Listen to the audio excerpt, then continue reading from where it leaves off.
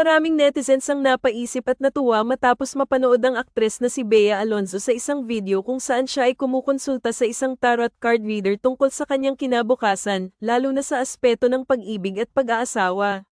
Sa isang Instagram post ng content creator na si Alisa de la Cruz Due, makikita si Bea na nasa isang restoran kasama ang komedyanteng si Kakay Bautista.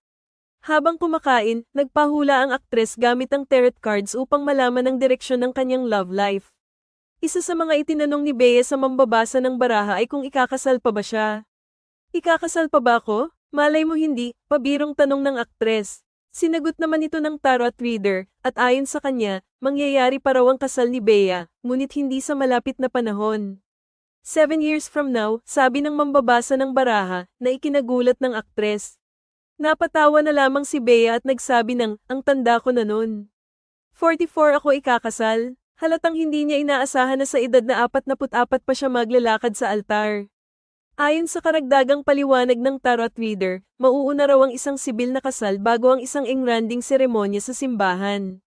Hindi pa tinukoy kung sino ang magiging katuwang ni Bea sa altar, ngunit inilarawan ito bilang isang mature na lalaki na lubos ang pagmamahal sa aktres.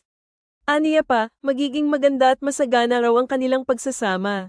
Gayunman, binalaan din ng reader si Bea kung pipilitin daw niya na magpakasal bago ang tamang panahon, bago dumating ang tinukoy na 7 taon, maaaring hindi tumagal ang relasyon.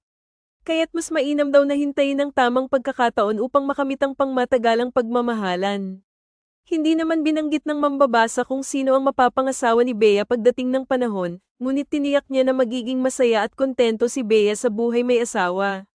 Sa kasalukuyan, 37 taong gulang si Bea at magdiriwang ng kanyang ika-38 kaarawan ngayong darating na ika-17 ng Oktubre. Sa ngayon, siya ay masaya sa kanyang relasyon sa negosyanteng si Vincent Co, na kabilang sa pamilya ng mga may-ari ng Pure Gold. Bagamat walang kumpirmasyon mula sa aktres kung sino talaga ang the one, marami ang umaasang mararating ni Bea ang forever na matagal na niyang inaasam. Samantala, natuwa ang mga tagahanga ni Bea sa masayang interaksyon nila ng tarot reader. Ayon sa karamihan, kahit biro lang ang ilan sa mga sinabi niya, makikita pa rin ang pagnanais ni Bea na magkaroon ng isang masaya at pangmatagalang relasyon. Habang hinihintay ng publiko ang susunod na kabanata ng buhay pag-ibig ng aktres, masaya na muna ang lahat na makita siyang masigla, masaya, at patuloy na umaarangkada sa kanyang karera.